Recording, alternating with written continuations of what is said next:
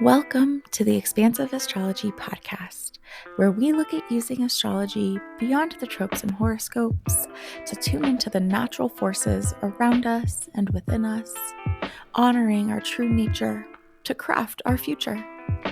I'm your host, Melissa, the Self-Care Witch, and I'm here to help you meet your magic. Without further ado, let's begin this week's episode with a tarot reading for the collective. Hi, welcome back. It's episode 22, and today we're talking all about relationships and interpersonal effectiveness, if you will. Libra rules the 7th house of relationships, so this is the season that we dive into that aspect of our lives and really look at how we're showing up in terms of relationships, partnership. It's a good one. It's like one of the most important things, interpersonal effectiveness. It's one of the most important things. It's one of my favorite things to work with for people, is how to be most effective in getting your needs met, because like we try all sorts of ways to get our needs met, right? Some work really well and some not so much. So Libra season inspires me to just exploring how we get our needs met in the most effective way possible. But first things first, the collective tarot reading.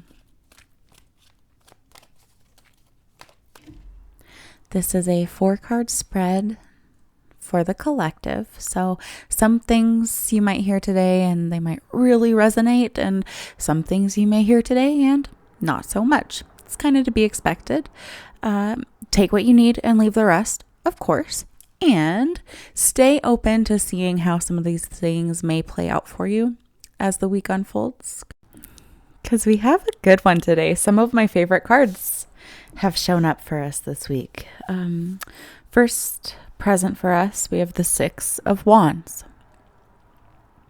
Wands are like fire, creativity, passion, what makes us get up and go. It can be like our anger and how we like use that anger, but that to me is kind of reductive. I really look at like our passion, our creativity, our fire. So, and in the 6 of Wands, it's one of my favorite, most juicy messages ever. This card is permissioning. It's like telling you, it's asking you to get up on your high horse. And I don't know about you, but I personally definitely have a really negative connotation with that. And many of us do. We have a hard time valuing ourselves or knowing what our value is. We have a hard time, some of us, right? Many people have no problem with this, and that's really great. So either way, though, it's present for us, an invitation for us to feel proud, to like lift ourselves up, to kind of rise up, own what we know, own what you know, own what you've earned, own your fire. Be really proud of your fire. Don't be afraid to let it be witnessed, This is an energy that like welcomes you. You're invited to take pride in yourself for who you are and how far you've come and what you know. Celebrate yourself in the ways that no one else ever could, because ultimately it has to come from us first. Somebody could throw you a big, amazing, major party, a huge celebration. The whole freaking town could throw a parade for you, but they probably won't. It's not likely. And even if they did, if you didn't feel a sense of pride and deservingness of the parade, like it would be wonderful and great, and it'd probably maybe like do a lot for your ego. But this is about like more than that. It's about this really internalized, true, deep sense of who you are and owning that, owning who you are, and really like not being afraid to bring that to the table, lifting yourself up in that way, letting yourself be seen, knowing your power. And doing this in ways that maybe nobody else will ever see or understand. Doing this for things that nobody else may ever see or understand. This is a very personal, internal process that has a very potent output. You know what I mean? Like, if we can really lean into this and learn this, the outcome is only positive, right? As long as you're doing this in a very soul-centered, soul-guided, soul-aligned way, where you're not like crashing anybody else's parades with your high horse, right? Like, you're going to appropriately ride your high horse. And there is no problem with that, right? It will only benefit you and what you do. It will only help your fire grow in the most like empowered way that it can, right? It will help you be seen in like a more authentic, aligned, it'll help your light shine brightly, and learning to do this in a way that is empowered, And I love the backup card for this week. Supporting the Six of Wands is the Two of Pentacles. Another one of my favorite cards that sometimes is honestly kind of bitter medicine, because I look at it really practically, really realistically. The being on the traditional card, the Pamela Coleman Smith card, is like juggling two pentacles, and they are enveloped by this infinity sign. And there's this sense that it is just this person and their pentacles, and they are in flow, right? It's just them, their pentacles, and God, basically. And like, it's about devotion.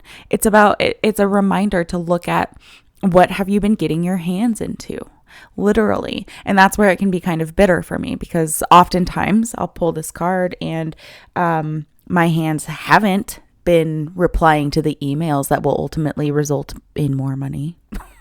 My hands haven't been playing trucks with my toddler. They've been scrolling Twitter. It's sometimes kind of bitter.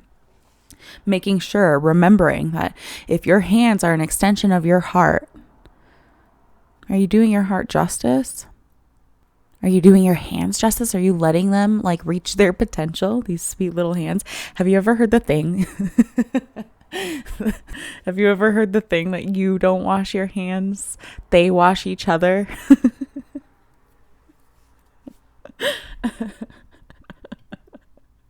I don't know why I just thought of that, but almost because I was almost looking at my hands as though they're like these separate beings or things, without getting too weird about it. But like, they have so much potential, right? I have these beautiful hands that are fully capable.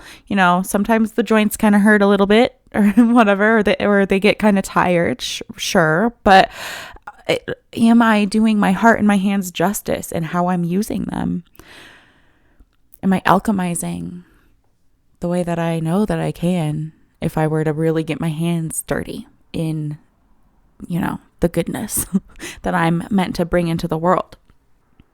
This card is about engaging with your soul and its calling, your soul's calling, in a more deepened, more intimate way.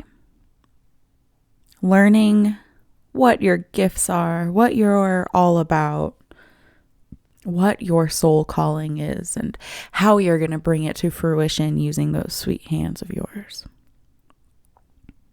The Pentacles bring us through this journey of figuring out what it means to marry our soul's calling with the difficulties of being human and the limitations of being human. And in the Two of Pentacles, we're reminded that we do have access to flow. We have access to a way of engaging with the world that is more aligned and helpful and healthy and alchemical, right? So we get to kind of consider, we're invited to consider this week, what are you doing with your hands? Are you engaging with the world in a way that is aligned, helpful, healthy? How can you bring your soul more to the center. And knowing that doing that is supporting those invitations of the Six of Wands, of lifting ourselves up and experiencing true, deep, true, with a capital T, pride in our bones, and letting ourselves be seen and knowing what our gifts are, knowing that our fire is here for a reason and we know how to use it, right? Oh my gosh, it's so good. And that's nice to have, considering our lesson this week is the Four of Pentacles. And I don't mean to make that sound like a bad thing or anything, but showing up in the lesson position tells me that we're going to get some spicy opportunities. I need like a jingle or a chime or like a sound bite, like a spicy opportunity alarm or something. I don't know. We are going to have opportunities to consider what we are and are not available for, which means we're probably going to get opportunities or challenges to say no, to really honor our body more than we honor anybody else's needs or desires of us. Knowing what our resources are, and again, like what we are and are not available for. I don't even know if I really need to say a whole lot more about that. Like it's pretty straight up. The Four of Pentacles, we're evaluating our boundaries. And it's like the Four of Pentacles is commonly read as like a stingy energy,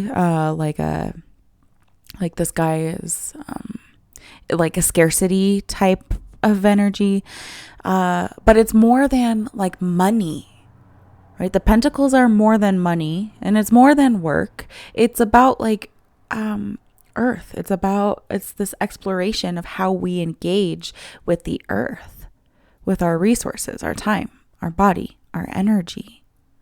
So this card is what helps us to draw the necessary boundaries around all of those things. Asking like, what are you using your body for? And is that in alignment? Who are you letting in? Physically and not. That reminds me too of like, when we are scrolling TikTok, kind of like returning to that Two of Pentacles idea of like, what have you been getting your hands into? And is it soul aligned? Is it soul centered? When we are scrolling TikTok or whatever, the social media can be so great in so many ways for so many reasons. I'm certainly not like against social media in any way. And I love me a good like TikTok scroll sesh. There are lots of laughs to be had. And though, when we're doing that, we're just scrolling past and opening ourselves up to literally anything from anyone. And like, there are certain limitations or protections around it. And like, it does kind of, make me think twice sometimes. Like, yeah, there are laughs to be had, but then with one flick of my little thumb, suddenly I'm witnessing tragedy. And that takes a toll on us. And the Four of Pentacles in this really like deepened way, we're just looking at like, what are you letting in? And are you in a place to be receiving that right now? Because sometimes it doesn't really like hit as hard, like sometimes it's pretty clear, like, am I available for this or am I not? Sometimes it's not so clear, right? As we are like learning our relationship with our body and learning its yeses and its nos. But that's the work of this card. That's our lesson this week. Evaluating what we're engaging with and like tending to our body and its messages, actually listening, learning to be in our body and to listen to it, honor it, take its cues and its calls, set boundaries on your body's behalf, on your spirit's behalf, on your inner child's behalf, So it's an important energy. The Four of Pentacles is an important thing to learn and move through, and it can be really difficult to say no to people or things. It can be really hard to prioritize what your body is saying, because it can mean letting people down. It can mean letting yourself down and going against things that you really would like to do. But checking in, am I listening? Am I present? Am I here in my body? And is there anything I can do to honor it and its messages a little more? And the last thing I'll say about that, I don't know who needs to hear this. Don't hold your pee. I don't know. I've never said that with this card before, but that is kind of how this card shows up. Don't hold your pee. Don't wait. It's not good for you and the delicate organs that are trying to communicate something to you. So hope that's helpful. Given all of that, our anchor this week is the Page of Cups. Speaking of not holding your pee.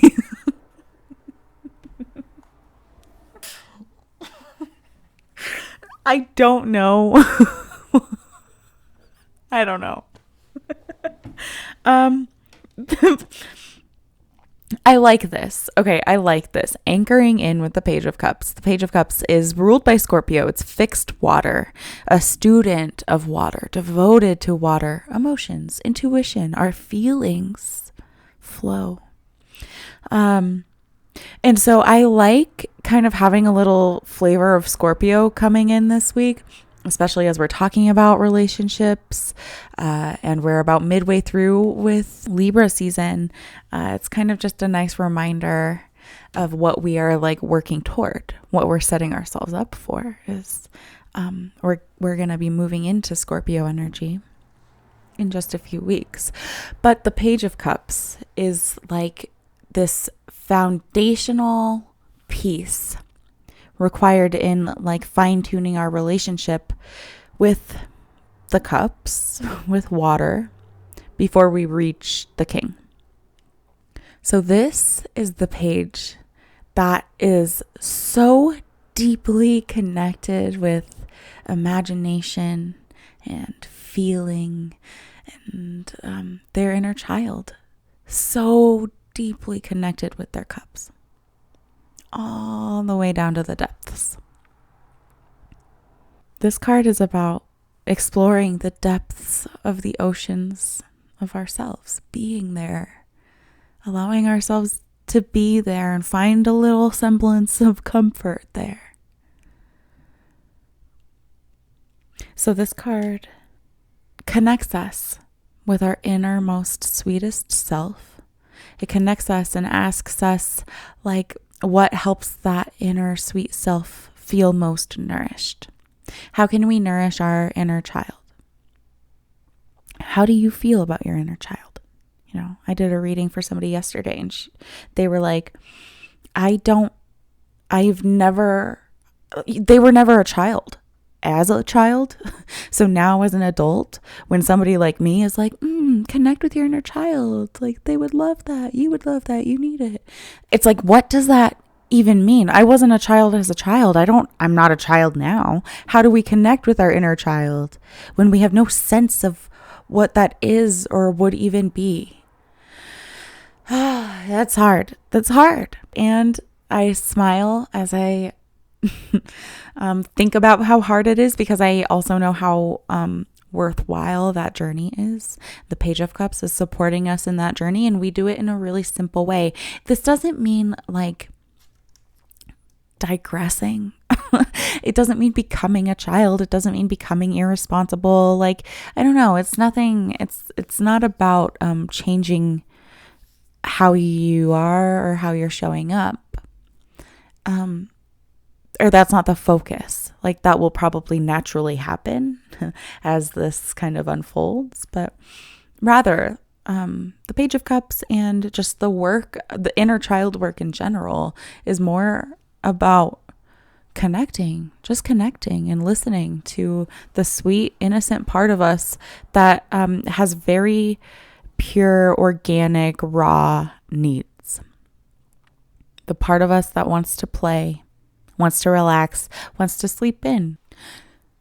Connecting with and allowing our needs, our desires, even if they're frivolous or silly, or even if they seem meaningless, right? It's all about those like quote unquote meaningless things. Being a little frivolous, following those calls. So the Page of Cups is just an invitation to touch in with that. Stay with that like deep, watery, internal piece of you. Connect with your inner child. Be with your inner child while also being an adult, right? But really like rooting down, learning to root down and stay centered in that, even when it's overwhelming. Even if your inner child is hurting, or even if the emotions feel like too much. Staying centered in the center of your cups, or in the center of your water, in the center of your ocean, and like kind of witnessing that and being with that, and not losing your innocence and your sweetness and your playfulness and your creativity and your imagination. Not losing your inner child, even when the cups, the water is overwhelming. The Page of Cups is devoted to the heart, devoted to learning the heart and leading with the heart. What a lovely spread. I hope it feels anchoring. I hope it feels useful. I hope it feels nurturing for you as the week unfolds. Now, let's get into it. Let's get into the expansive astrology for the week. We are talking Libra energy. We're talking relationships, partnership, interpersonal effectiveness. We'll start with a bit of an evaluation. Okay, so kind of looking at the state of your relationships today. What does that look like? What does that feel like? Which of your relationships feel healthy and nourishing, and which of them do not? Consider, what kind of relationships are you drawn to? What kind of relationships do you attract? What kind of patterns exist in individual relationships and across your relationships? Looking at the state of things, are you disappointed? Do you find yourself often disappointed in the state of your relationships? It's important to note, right? If that's the case, what is going on there? What are you settling for? Be real with yourself about this and keep it empowering. This is objective evaluation that does not include blaming yourself for your past relationships or your patterns in relationships. This is not about any sort of common denominator sort of thing, which I hear about all the time. I used to feel it. It's this really common sense or feeling that, I am the common denominator in all of my problems. So I must be the problem. And sure, right? Yes, because this is your experience. That is such a tricky way of thinking, right? It doesn't account for other people's influence over your history of relationships and the patterns you've seen.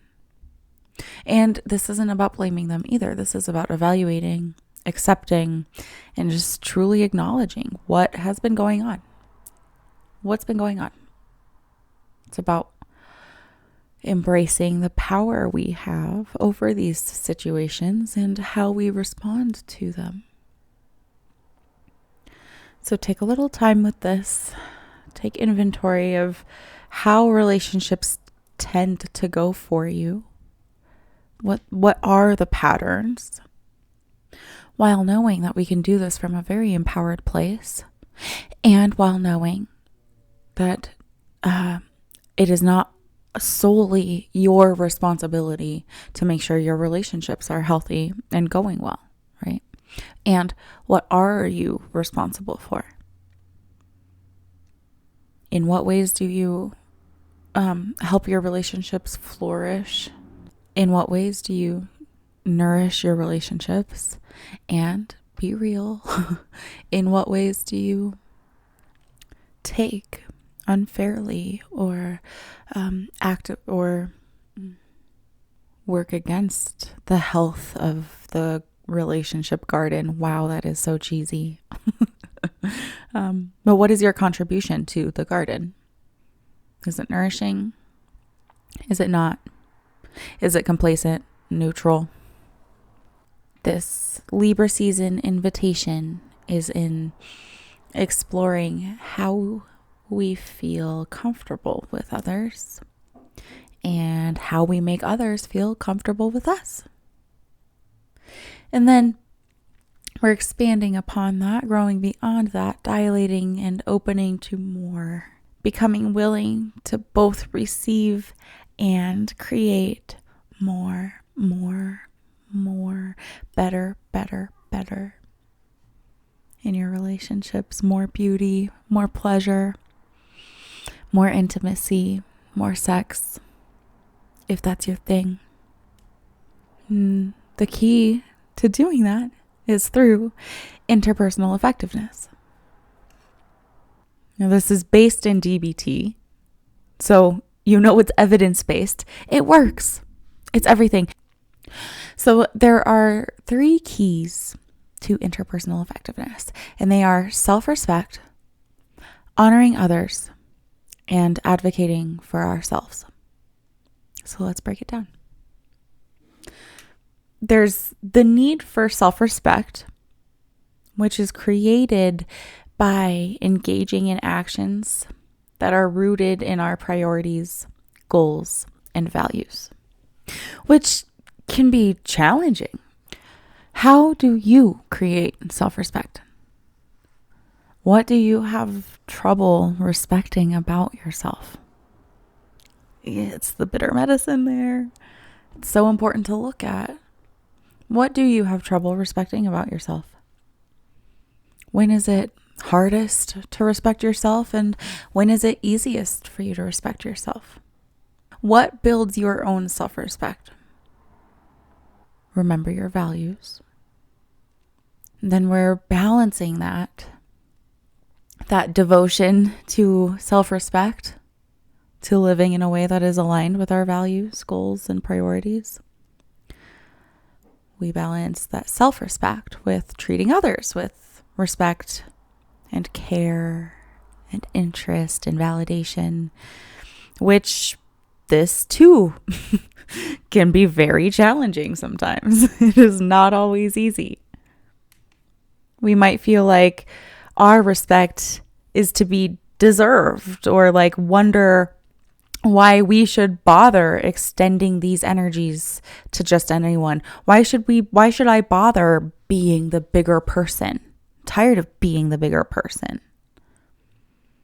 Well, here's why. We treat others with respect, even if it feels unearned, for a simple reason, and it's to help build our own self-respect.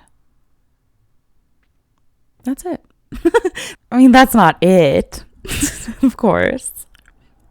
And that's helpful. I always remember that when I find myself thinking like, man, I don't want to be the bigger person. I want to lash out. I don't want to show respect here. I want to be a dick to you, because that comes up, right? And it's human. It's human, and I don't know. It can be tempting to kind of become a little unhinged and not prioritize treating others with respect, right? And it's important, and it helps to build our own self-respect. So, and then also the third key to interpersonal effectiveness is advocating for ourselves. We're making sure we're getting our own needs and wants met in healthy, empowered ways. And we do this by setting clear boundaries, saying no when we need to, and asking for what we want. I like to call this teaching others how to treat you. And I like to say, never miss an opportunity to teach others how to treat you. Don't be afraid to directly ask for what you want. There can be a lot of ego resistance around doing this. I hear people say a lot, I shouldn't have to ask for flowers. They should just know that I would like flowers. I shouldn't. I remember kind of at the beginning of the relationship that is now my marriage, I had a counselor, and I remember sitting in his office and I was bitching about the Travis leaving his sweaters on the floor. And that therapist kind of helped me see okay, you can either keep bitching about it and you can hang up the sweaters every day angry, or you can leave them there angry that Travis isn't doing something different, or you can teach him how to treat you. You can teach him how not okay it is to leave the sweaters on the floor, that it really was bothersome to me.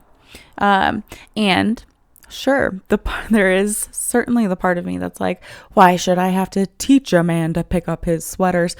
Well, because you do. You just do. You just do. And there's some pretty simple, potentially seemingly obvious things that he has also had to teach me, and I welcome it. And he welcomes it because it's we do it from a place of respect for the other. And it is rooted in a place of self-respect for the individual. And it's a piece of interpersonal effectiveness. It's a piece of being effective in a relationship. So if you have weirdness around asking for what you want, whether it's asking for your partner to pick up the sweaters, or asking for them to touch you in a different way, or to stop touching you, or asking for them to bring home flowers, or to make a bigger deal on your birthday, whatever it is, that's a part of interpersonal effectiveness. And it's your responsibility to learn how to do that in a way that is respectful and respectable. Advocating for ourselves is an integral piece of effectiveness in relationships, effectiveness in relating with others.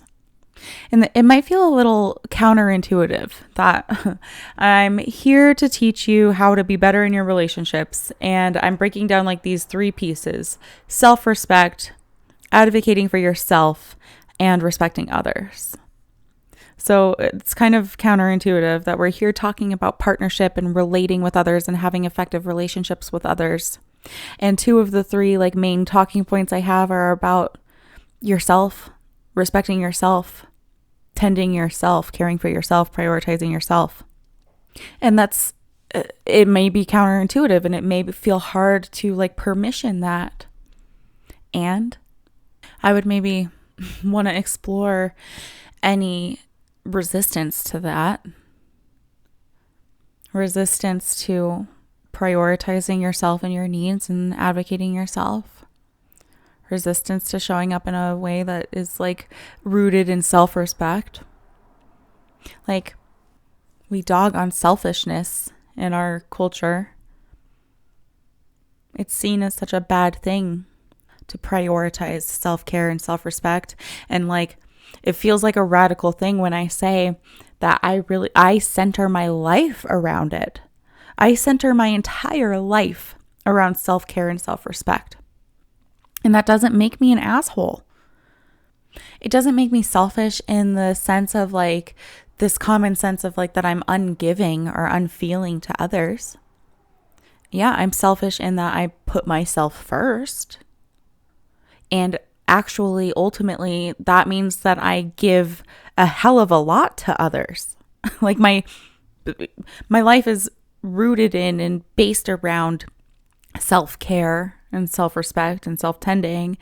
And interestingly, almost like it almost feels contrary, but that has resulted in a life that also centers around giving to others and nurturing others and helping others do the same, whether it's my family, my baby, my husband, or my clients and this podcast, anybody who wants to listen to this podcast. Like, doing that selfish work, if it feels counterintuitive, if you have resistance to it, if you have resistance to teaching others how to treat you, if you have resistance to advocating for yourself, and if that doesn't feel like the right thing to center in with, if you're wanting to improve your relationships, I'm open to exploring that.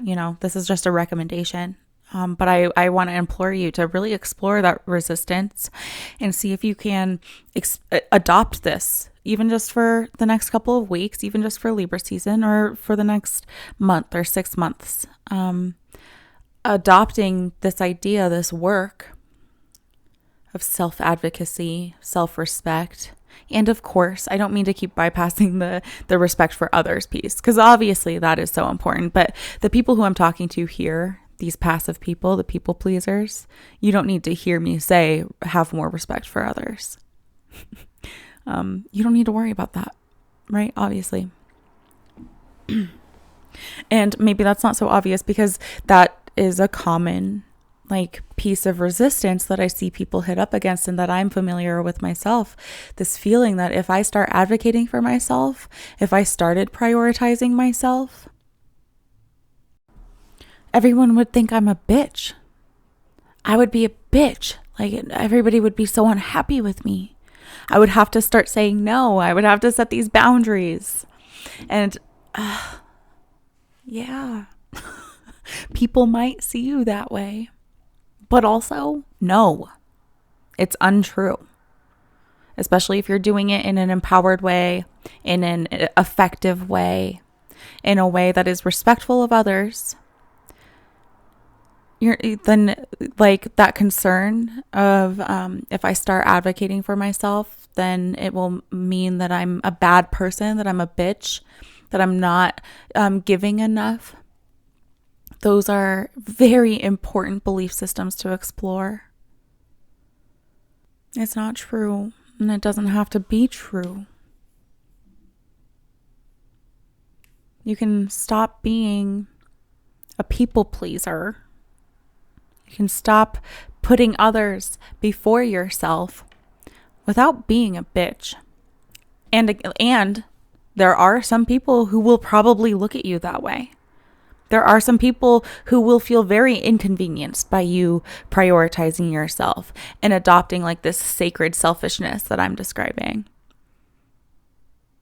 It might mean letting some people down. Are you willing to do that? Are you willing to do that for the sake of your healing and your alignment and your stepping forward and out and through in your highest, most aligned, most healthy, effective, helpful, soul-guided expression of yourself? I'm sorry if somebody's inconvenienced by that. They're gonna have to fucking get over it. I don't know, with peace and love, right? And from a place of respect. But if they're not respecting you in your journey, then with peace and love, it's not working out. Relationships hold a whole lot of bitter medicine. That's for sure.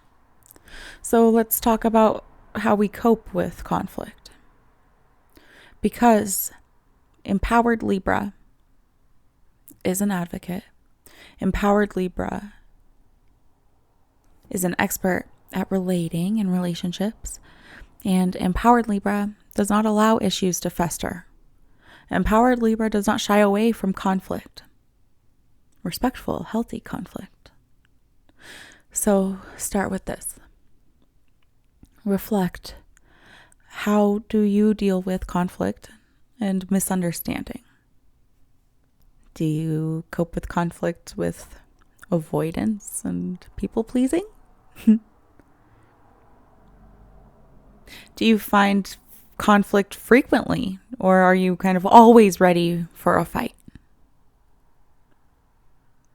Where do you fall on the spectrum? If passivity is on one side and aggression is on the other side, and assertiveness is the balanced center, where do you tend to fall? And this can look different in different relationships, so evaluate as needed. How do you deal with conflict and misunderstanding? And you may be like, I don't deal with conflict and misunderstanding. That's really common, and you're probably a really sweet, sweetheart. But let's see if you can empower yourself to engage in these things in a healthy way for the good of all. We can ask ourselves 3 questions when a conflict arises. What does the other person need right now? What do I need right now? And how can I meet these needs while maintaining or building my sense of self-respect? When these things cannot be balanced, or when you cannot meet these needs without compromising your sense of self-respect, it's a big problem. Right? It says we're either compromising our values or asking someone else to compromise theirs. Some signs of like compromising our values are in that people pleasing. It's when we don't say no to things. When we hide or try to bury our disappointment or resentment.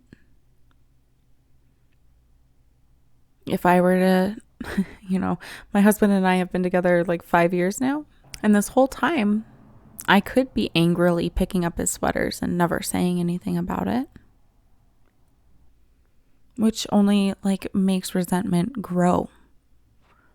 Right? Resentment is born of unspoken expectations. I think that's the quote. I don't know what the quote is, but resentment comes from unspoken expectations. When we hide the things that disappoint us, it festers and grows. When we over-apologize, or when we feel like a burden for having needs or taking space or saying things. If you struggle with directly asking for what you want, like if you want a hug, ask for a hug. Don't walk around getting madder and madder that no one is offering you that type of support. Make it happen for yourself. Ask for a hug. And with setting boundaries. It can be really hard to set boundaries. And having and speaking, setting and holding boundaries is a part of being an effective partner in a relationship, whether it's romantic or not. I haven't said that yet, but I hope that's been clear that this is obvious. This is not just about romantic relationships. It's every relationship. It's important that you put your self-respect above being liked by others. You respecting yourself is infinitely more important than being liked by others. But it doesn't feel that way from about age 12 and beyond. Put your self-respect above being liked by others. And avoid negotiating your boundaries in unimportant relationships. or new relationships or simply to be liked. Like decide what is non-negotiable for you and let that be non-negotiable. Know what is non-negotiable for you and stand by that. And other people may want to, try to, or just straight up do crossing your boundaries, boundary crossings, violations. People will try, and they'll do it. And it's not their job to withhold your boundaries. It's not their job to maintain their boundaries. I mean, yes, if they're going to be a good person, if they respect you, then obviously they will. But we're not going to count on that. And it's not their job to. It's your job to maintain, withhold, and remind people of your boundaries. And it's your job to make sure that a follow through happens there. So returning to like the coping with conflict. We deal with conflict. We can deal with conflict in many, many ways. And it's common to either kind of resort to people pleasing in all of those ways that I've just named. And on the other hand, there's self-centeredness. Like having non-negotiable boundaries and just like a no nonsense policy can be empowered, healthy, necessary, a beautiful, wonderful expression of interpersonal effectiveness, or it can be not those things, right? At all. Sometimes it is appropriate to negotiate your boundaries. Sometimes it is appropriate to prioritize another person's needs, right? Of course. And don't lean into self-centeredness as a way of avoiding conflict. Don't lean into self-centeredness as like a facade for confidence. Hear this, be with this, write it down, adopt it as a truth, because it is. People-pleasing does not result in comfortable, healthy relationships. People-pleasing does not result in comfortable, healthy relationships. It never will. The magic is in making peace with people without jeopardizing your own needs and self-respect. This means taking charge of our happiness and taking charge of the relationships we engage in by not being afraid to teach people how to treat you. Not in a condescending way, but by being kind and direct. Asking people for what you need. Engaging in healthy conflict management, which requires a baseline of these things that we've been talking about. Self-respect and other respect.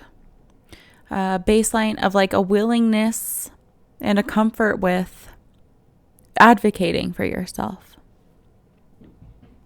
And then make sure that your priorities are straight, right?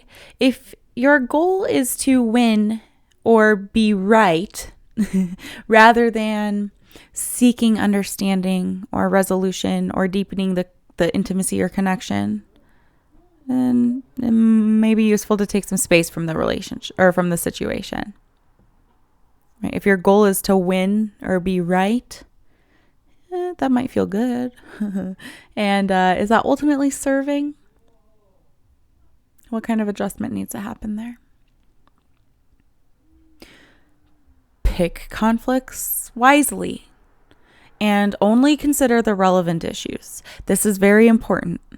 When you're in the middle of a conflict, in the middle of an argument, things are heated and a lot is going on,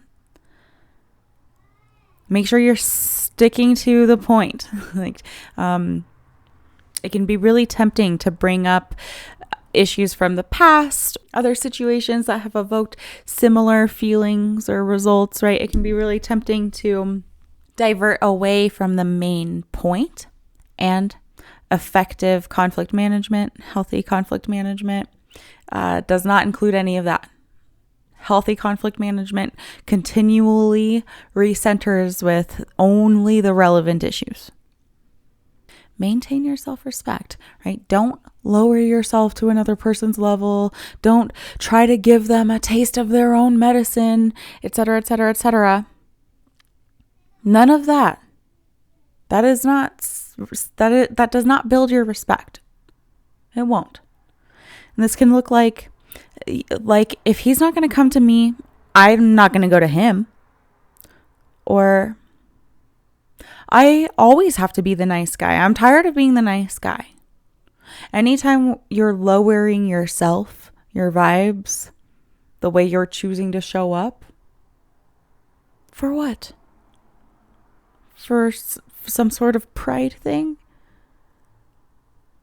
To try to assert dominance over somebody else in some weird way?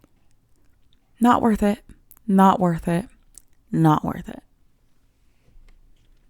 In healthy conflict management, there's clarity around your wants and needs.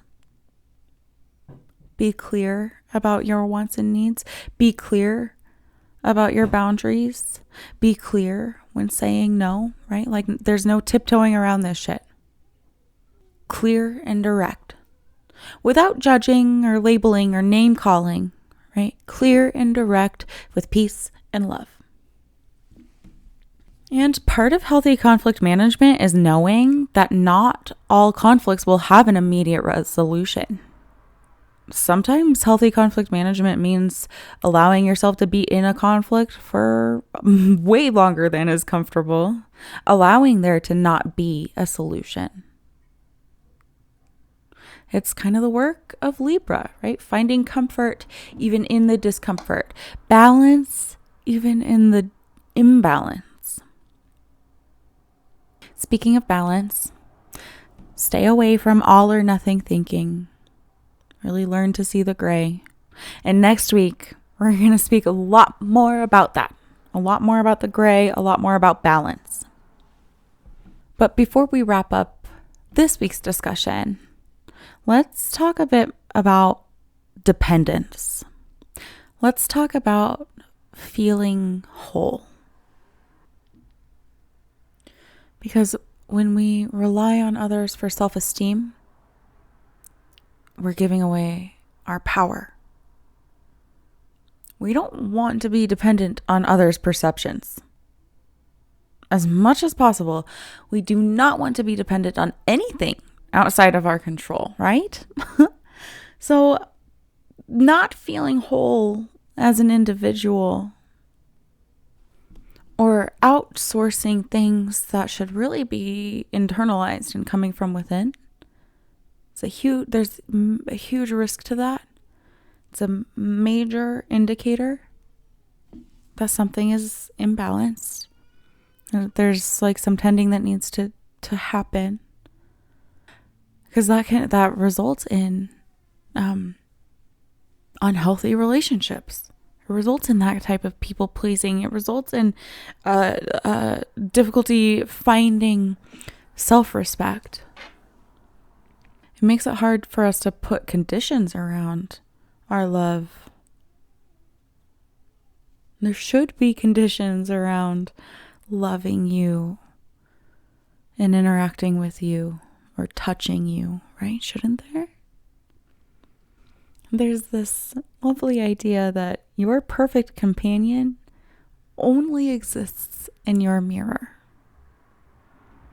And we project ourselves onto others anyway. So it has to start with you.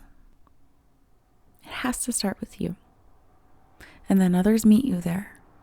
But don't be outsourcing anything that should be coming from within.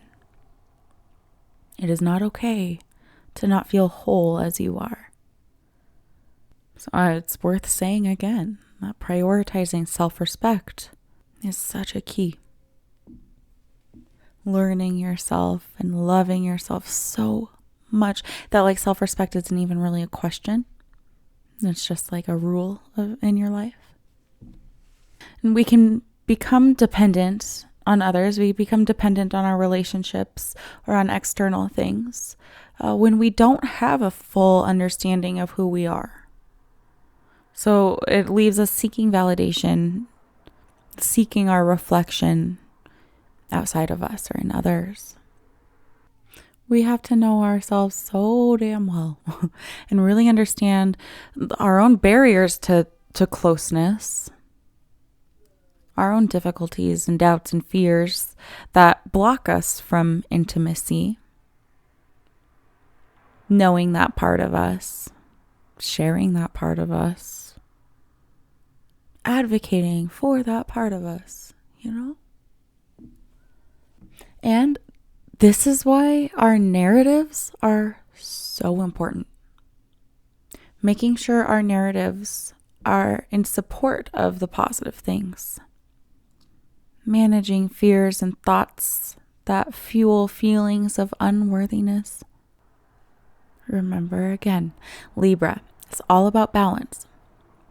This includes the delicate balance of self versus other. The beauty lies in holding and appreciating without grasping too desperately. So some affirmations. I promote harmony in my relationships. I am worthy of healthy relationships. My relationships grow closer every day. I live in a way that fosters growth. Interpersonal effectiveness is a superpower. Learning to advocate for yourself, a superpower. Learning to prioritize yourself and letting that help your relationships grow, it's a superpower. And it's one that we all have access to. I hope this feels useful for you, love. That's all I have for you now. Now for this week's astrological forecast. This is in Eastern Standard Time, and it's printed in the show notes. I'm going to share some of the more major transits, as well as when the moon will be void, of course. Not so that you overly structure your life around these things, but more so that you're aware of what's going on and how it may be impacting you. Also, when the moon is void, of course, it's a good excuse to take extra care and caution. Move slowly and tenderly. Wednesday the 5th, the moon is void, of course, at 6:46 in the evening, all night until it enters Pisces on Thursday the 6th at 8:47 a.m. On Saturday the 8th, the moon is void, of course, from 7:10 a.m. until it enters Aries at 11:57 a.m. On Sunday the 9th, we have the full moon in Aries. This is at 4:55 p.m.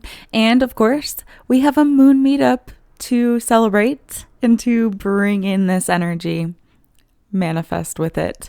This week's moon meetup, Sunday the 9th, 6 p.m. Mountain Time, virtually over Zoom or in person in Old Town Fort Collins.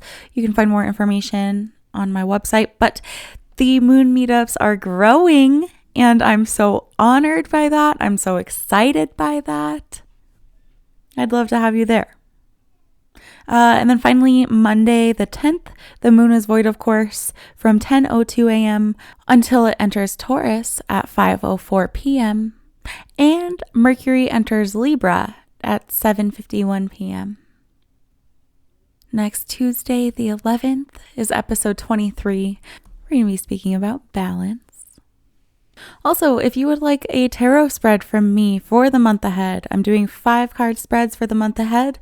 You can buy that as a one-off on my website, or if you sign up for the Meet Your Magic monthly membership, you'll get an all-access pass to all moon meetups, as well as this 5-card month ahead spread for only $21. You know where to find more information.